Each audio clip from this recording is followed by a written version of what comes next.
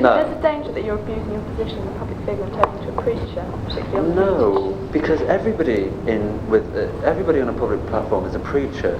Most people preach absolute monotony, and it's accepted. But because I like to feel, perhaps in an absolutely misguided way, that I don't, everybody sticks their pins in me, which is incredibly painful. You were quoted as saying, I think it was in the record now. It wasn't true, Robert, it wasn't true.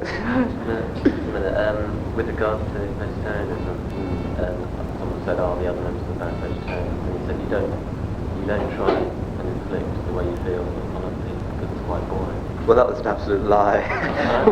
I just had to say that in order to seem quite pleasant. But yes, you tried to seem quite pleasant, to remember the phrase. Yes, I do, because, otherwise what can I do? What's the question? What? Do you take that back? That request? No. Yes. Yes, but no. Yes, but no. In the actual track, everything has to be there. But elsewhere, I'm not going to bang on people's doors and saying, put that fork down, right? Because, I don't have the time. I'd do it if I had the time, but...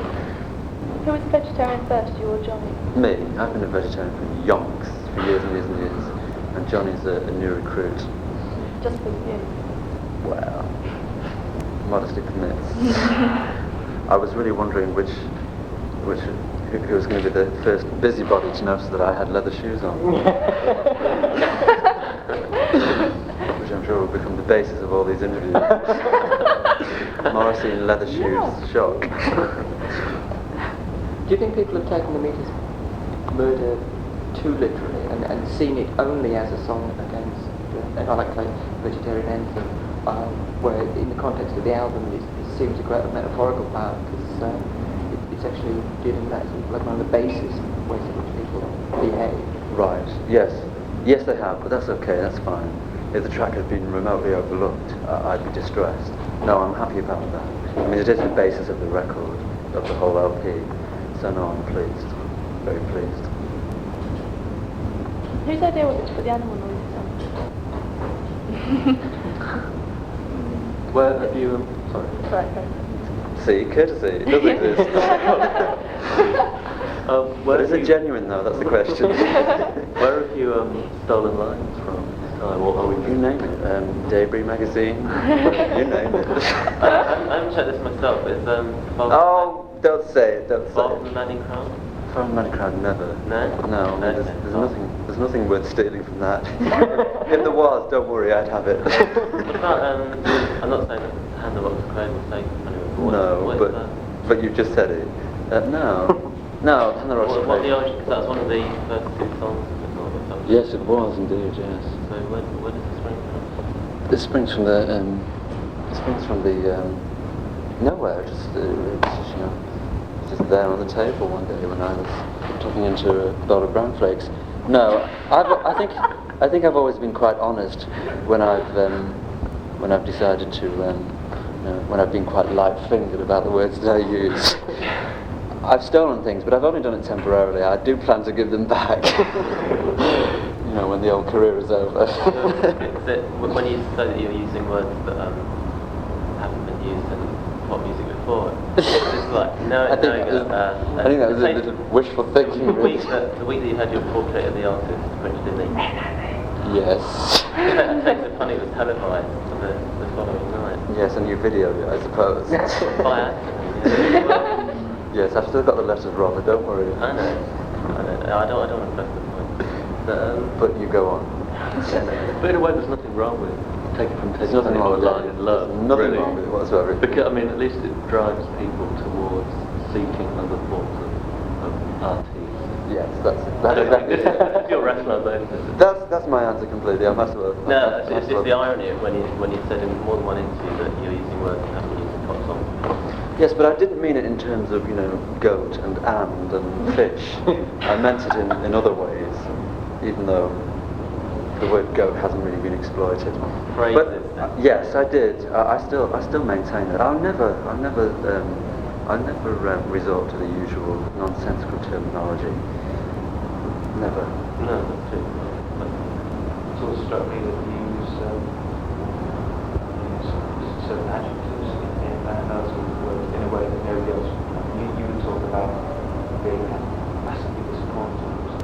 Well, it's supposed to be probably massive in terms of charts. Massive thing. Yeah, so you see, so I don't know, almost reviving airs of English man. Is this going back to Mr. Wilde? It might do. It might do. Tragically tidy. It might do. Yes, tragically tidy. Yes, I was proud of that. But So was he at the time. yes, it was. This is the shame of having such intellectual observers. One has just instantly found out completely. I'll have to start pinching things from Leslie Thomas or something. That'll follow you.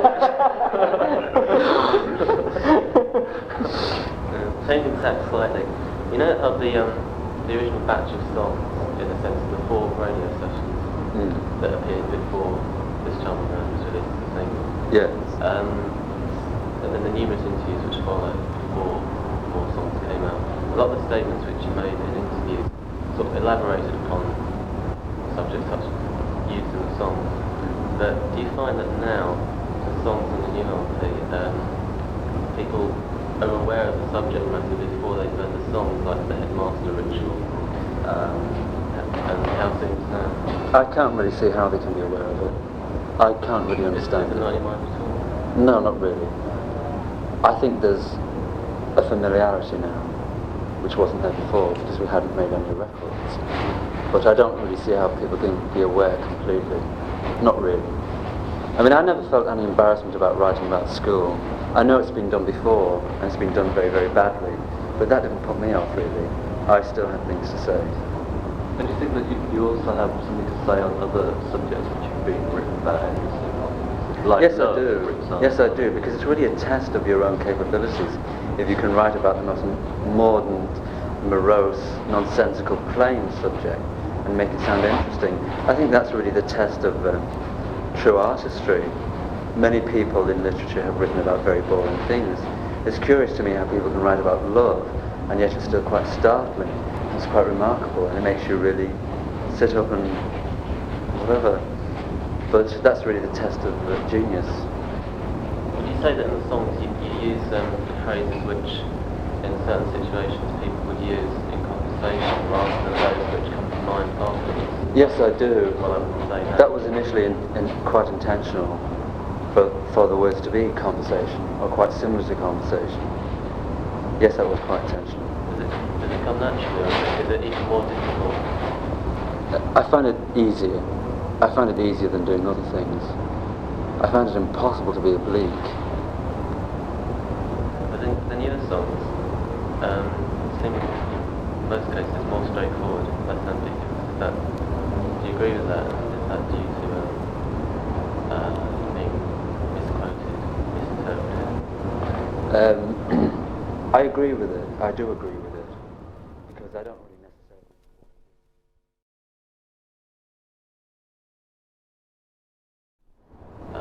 Being misquoted, misinterpreted. I agree with it. I do agree with it, because I don't really necessarily want to be ambiguous.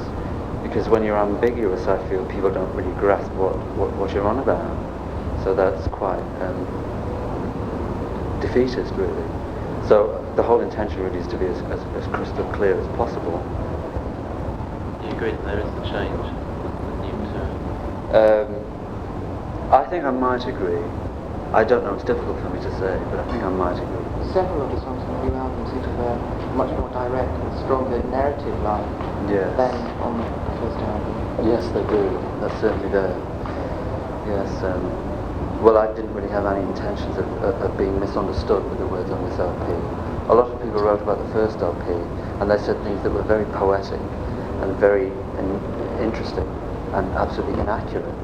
So I just felt that on this LP people should really know which hammer I'm trying to nail, as it were. Do you think you've actually improved as a writer? Well, I never felt that I was somewhat of a novice, which of course is a horrible, fat, bloated, sickening thing to say. I never felt like a novice. I always felt that I really knew what I was talking about, and I still do. Does that ever cross your mind to write? Yes, I want to eventually. I want to. Not now, because there's too much to do, and I'm quite quite comfortable sitting here. Sorry to sort of seem obscure, but he did once refer to a track called Father and Son. Did that emerge as something around? No, it hasn't emerged. It's about to emerge, which I'm sure will change your life. Did you get to read the bands? Occasionally, yes. I wasn't really on the hit list. I wasn't one of those people who were dragged out every single day. But I found that I was certainly in the running for that situation. I always found that I was hit for beaten for totally pointless reasons, which I'm sure every pupil will probably say. But I think in my case, I demand special consideration. To what extent then are we to take the songs as autobiography, as opposed to observation, social observation, emotional observation? I think there'll always be autobiography. And when the day arrives where I can't write in that sense, or I'm drained, I'll just, I'll step down. I won't go on. Because there's nothing worse, really, in my mind, than the writer, the singer, who's outlived their usefulness and who has really drained their diaries, as it were, which I still haven't done. There's nothing more embarrassing and pointless and sad than that. So when I've when I've drained the resources, I will step down, much to the relief, I'm sure, of the British public. Do you consider yourself to be an ordinary or an extraordinary? I'm probably extraordinary.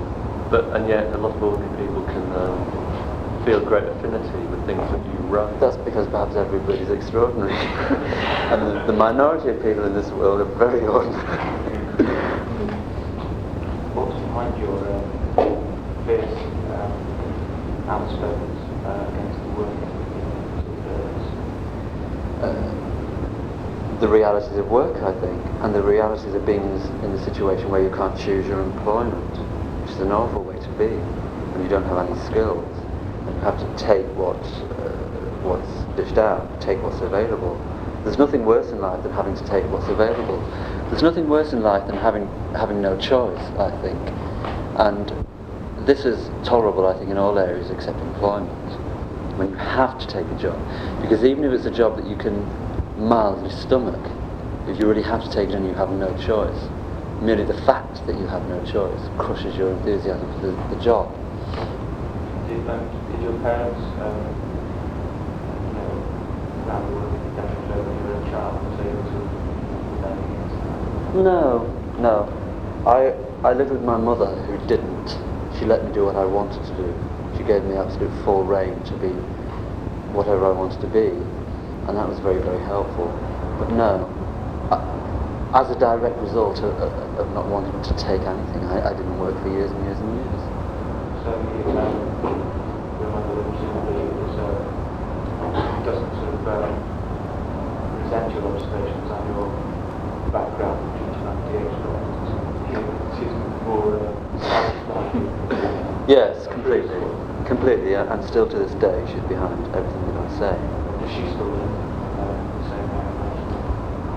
No, she's moved now. She's moved out. Does she recognise the writing? Completely. I mean, she dissects them. She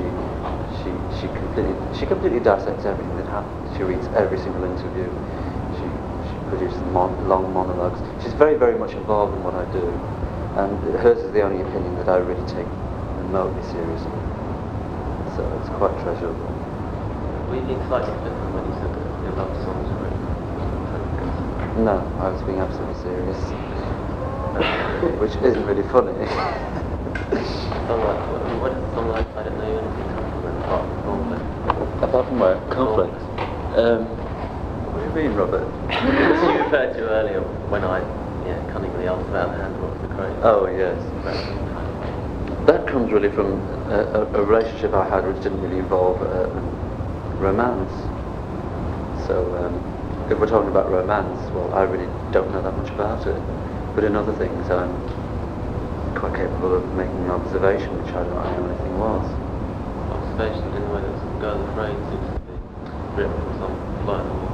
Yes, I think Girl Afraid just simply implied even within relationships, there's a massive uncertainty and nobody really knows how anybody feels. People feel that just simply because they're having this cemented communion with another person, that the two people become whole, which is something that I always detested. I hate that implication, and it's not true anyway. Ultimately, you're on your own, whatever happens in life, however you go through life, you die on your own. You have to go to the dentist on your own. It's like things that, all the really serious things in life are things that you feel on your own. The problem in relationships is not largely one of being guilty. Totally, yes. Totally. Which stems from, I mean, I seem to have an answer for everything, I know, but it really does stem from the society that we live in, where the real feelings, the things that count, you're supposed to suppress. Do you know? I don't now. I used to. Do you not now because you used to? Yes, I do. If you'd have had a tape recorder to cry into when you were the teenager. Yeah, but you know, it's curious, but it's really easy to reveal everything to a piece of vinyl, as it were. And it's very difficult to actually say things to people, but it's much easier to do it this way.